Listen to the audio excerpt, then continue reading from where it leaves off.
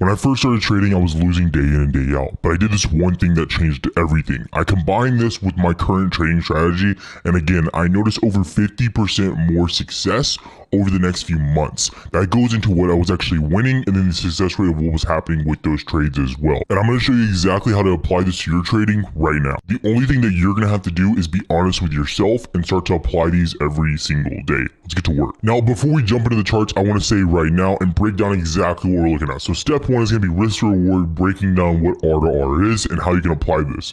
And I constantly do this to the art of not losing money or reducing the amount of money I can lose. So what we're gonna do is jump into trading view. And I like to use this for everything because it just gives the best examples. So really quickly, I'm just gonna clean off this chart for you so you can see as well. So we're just gonna quickly clean this off. And I'm gonna go over something that I've been talking about for the past basically 2 to 3 weeks. And it's one easy level. And so we're just gonna go over one overall trade plan and that's it. So we have 2 levels on our chart. Around 164, which was your previous all-time high from like 2021. And then we had our breakout when you broke above, you shopped right here, 174.7, right? So these are our 2 major levels. Okay, so this is what I've been talking about on repeat was if you get above this level, you look to go long, right?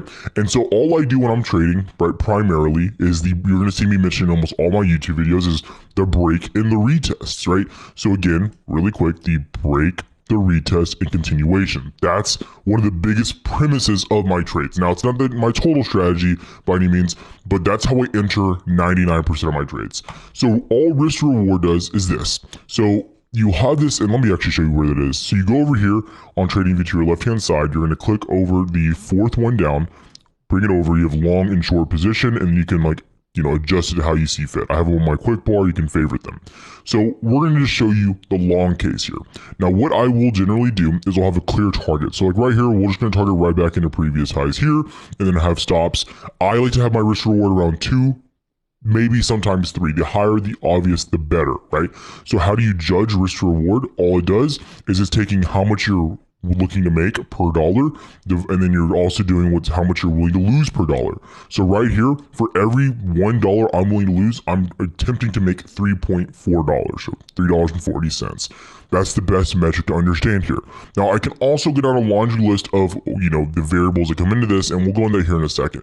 But you can see that's what we're looking at. So my stops, in hindsight, I'll bring these on a little bit further, so like almost at least $1, right? At least $1 to the downside, and that's what we're looking at. You can even afford to bring it all the way down past little lows there. You're still at 1, but again, you want to stay as, best as possible for what you're doing there. So again, even back into highs. Now, obviously too, you get a little bit of a higher push, but that's just a simple trade plan. Coming back into the key level, retesting previous highs right there. And you can see we almost hit highs once, twice, 3 times, and then you eventually break out. So you have a lot of opportunities there as well.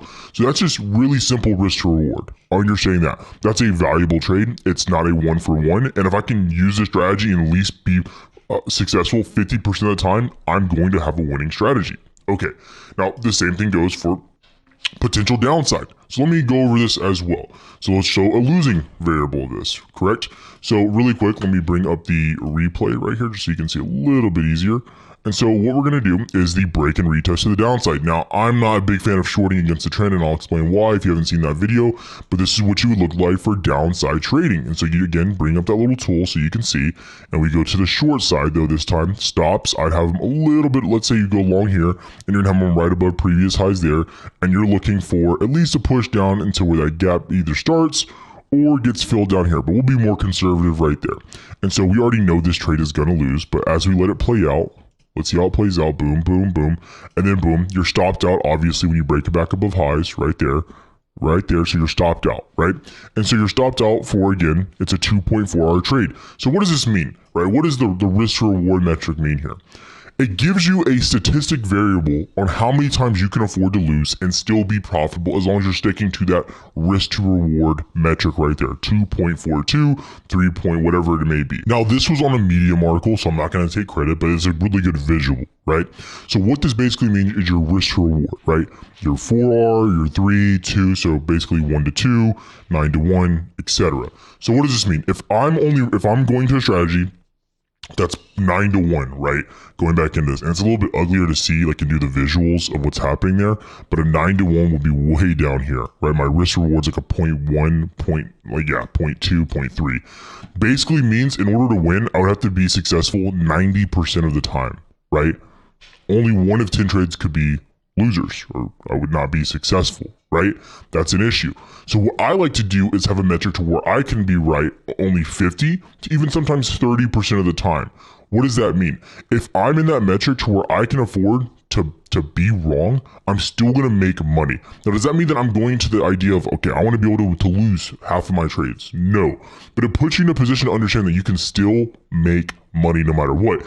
Even if your success rate is only 30%, right? Because you're taking highly valuable trades. Now, I will also say though, there's a skewed part of this, meaning I can come in here whenever I want and I can say, okay, well, AMD, you're at your key level. I'm gonna have no rhyme or reason, and I'm gonna put our major take profit, our risk reward. I'm just gonna doodle up here, really tight stops right there. Like, that doesn't make any sense for me. I have no logic or thesis behind this right now, right?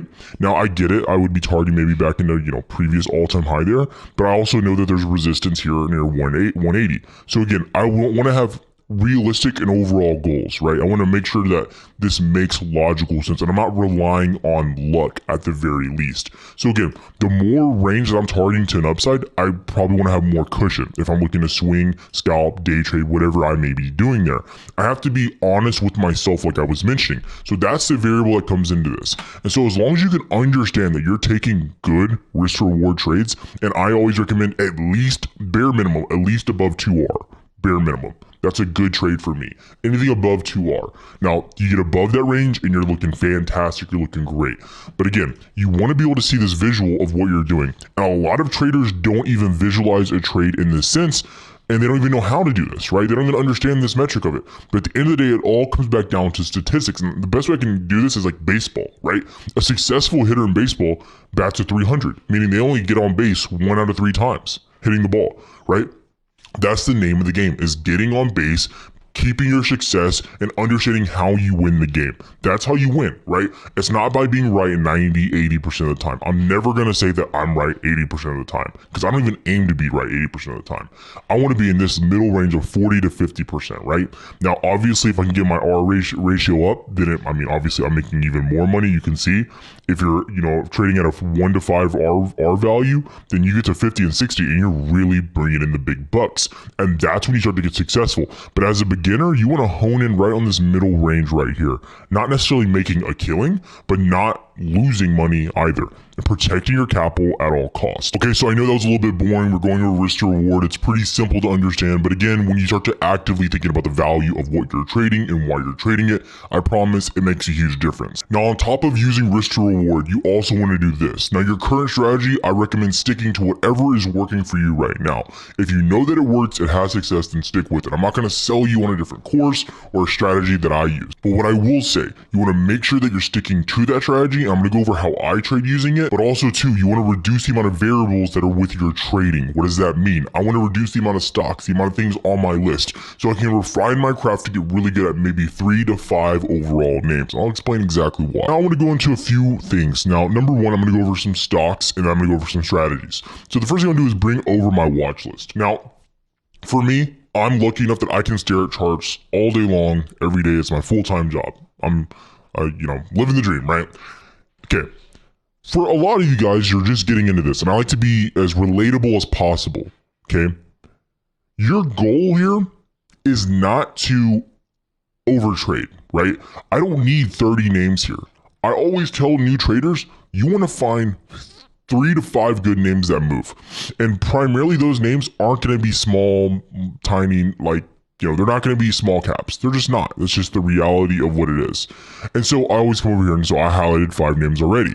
And so these are ones that I always recommend, right? You can actually take Dow off that list. We'll come back. We'll put one more here in a second. But again, it's going to be Qs, right? So that's always going to be the number one thing there. So again, you're going to go back. We'll actually just highlight that in there. Qs, put them on the blue list right there. So again, SPY, Qs, which obviously are your indexes, right? You're watching those. And then Google, Apple, Tesla. Now, you can mix and match these 3 here, but I think you always have to have SPY and Qs there. Now, why? Now, let me ask you a question. when you are getting someone to remodel something on your house, or you're seeing someone that's, let's say you have a house being remodeled and you have someone that's doing your electrician, right? He's doing all your electrical in your home. Are you going to hire that same electrician to do your plumbing, to do your drywall, to do your painting, to do your cabinets, to do your granite? Probably not. You're going to find someone that's a specialist in each thing, right? Each craft, right? That's what you're going to do. Right? Now you might have someone that can do multiple things, and the likelihood of them being great at all of them is really low. And when you find someone that's great at everything, they're a gem. It is what it is, right? And so those are things you have to be able to identify. The same thing applies for trading here. You have to understand, Tesla, yes, it's a stock, it's an equity, but it moves far different than Apple. Apple, it's a stock, it's an equity, but it moves different than Google. They all move different, i.e. Tesla is up right now and Apple's down right now. I could go over to NVIDIA. NVIDIA would be also on this list of a little bit different, right?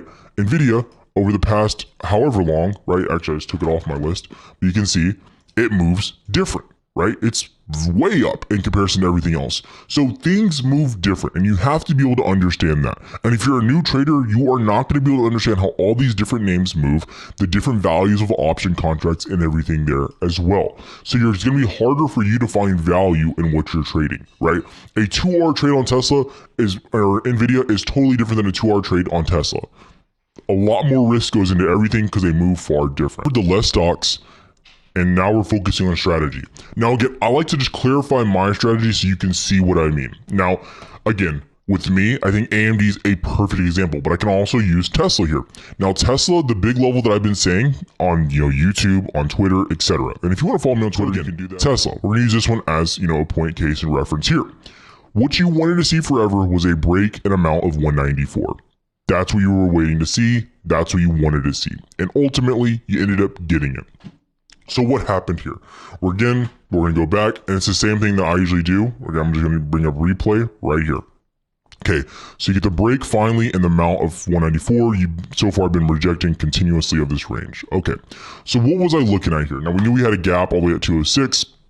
And so what I was doing was entering a little bit aggressively once we got above 194, and then my stops were going to be right below those little swing lows right there, right? At about a $2 stop, my target bare minimum was 200, and then after that was into 206. So we're going to just put at 200, the first little resistance there. Again, called this on Twitter, Discord, everything else, right? And then as that plays out, what happens, and you actually get more confirmation here as well. You can see that you play out to the upside, right? So let's turn replay off. Yes, turn it off. So let's go back to where you're at. Okay, and ended up playing out perfect into 200. Now, what's also happened here? You've noticed you're making higher lows across the board. So these are things I'm always looking for. When I'm getting into a trade, one, I want to see us break, mount, and push back up. That's what I want to see. Now, other signs of strength are higher lows and higher highs. That's a sign of continuation. Where for the same part too, to the downside is lower lows and lower highs, right? So if we were to inverse this chart, right, just so you can see, for metrics here, you're making lower lows and lower highs. So you can see if I was trying to trade this to the downtrend, that's what I'd be looking for. And sometimes flipping the chart can help you guys. So that's something that you have to be looking for there as well. Now again, your strategy should be able to hone in on your weaknesses and hone in on things that you're finding mistakes in, which we'll go into journaling here in a second. But when I'm looking at these charts, looking at these trades, my strategy is solely focused on risk to reward and falling right into that metric, right? So when I get into a trade, I'm already looking at previous lows. I'm looking at the key level that we're looking to mount. That's what's happening there. So if you're using the RSI, MACD, I don't really care what indicators y'all use, but make sure that there's a clear plan of saying, okay, well, this can invalidate my trade at any point in time, because your strategy is what's going to keep you honest. Because people always say, how do I stay unemotional? How do I stay engaged in the trade? How do I, know when to take profits, this and that? Well, I already know before I even enter the trade where my profit taking is going to be and where my stop is going to be. Now, I might get frustrated with how we play out sometimes, but I know statistically speaking, it goes back down into risk to reward. It goes back down to my overall trade plan. Again, all comes back to this every single time. Okay, now number 3, this is probably my most important, journaling. Now, a lot of you aren't going to want to do this, and I can't convince you to. That's why I'm saying you have to be honest with yourself. And journaling makes you honest because you have to see it on paper, you have to review it, and you're going to see why you're losing every single trade. Now, for me personally, there was a common denominator with everything. When I was losing, I could identify this was happening on repeat. This was the flaw in my system, or maybe my strategy was just broken in general. That's why I went over my strategy in particular, so you can understand why and where things can go wrong simply, and then also too you can see how it reduced my risk across the board. And this is a little bit of a touchy subject. I'm going to show you two options. If you're a beginner, I don't recommend this one, but if you are actively trying to get better and you're looking at things to spend money on, before you join a Discord, before you do anything, I think TradeZella is an awesome tool. It shows you literally, I'm not even sponsored by these guys, just want to let you know. It says a lot when I'm not sponsored and I still shout them out. But anyways, TradeZella, the best tool out there. It's like $50. It's kind of expensive, I'm not gonna lie to you. But anyways, actually they just dropped it down if you go annual to $30. That actually is not bad at all. But anyways, so you can see everything there, right? You can also do replays, all types of stuff. Okay, now so again, what's an example of something that I would journal? Okay, now what I would journal here is, okay, I'm looking to get in a Tesla, the amount of 194 finally. I probably put in parentheses finally because you've been rejected so many times. Stops below lows, or previous low lows here at 191.6 on the 15 minute, targeting 200. That's all I put, right? I put the logic behind the trade, what I was looking to do, what I was looking to get out of this, and the risk reward, obviously 2.4 roughly, right? And if it hits, I'd be like, success, awesome. But I'm gonna tell you a secret. You're gonna learn almost everything. All your learning moments are going to come from your losers. That's, for me, that's what I've got out of this, personally.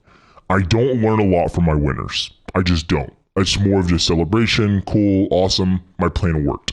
I shouldn't really be learning anything from my winners. I should be like, oh, this just worked. Like, right, my strategy, awesome. I practiced my strategy, it worked, cool. Your winners are going to show you where flaws are, where things might go wrong, if you're counter trading trends, and everything along those lines. So that's what you have to hone in and focus on there. That's going to wrap it up. If you got anything out of this, like, subscribe. I'll see you.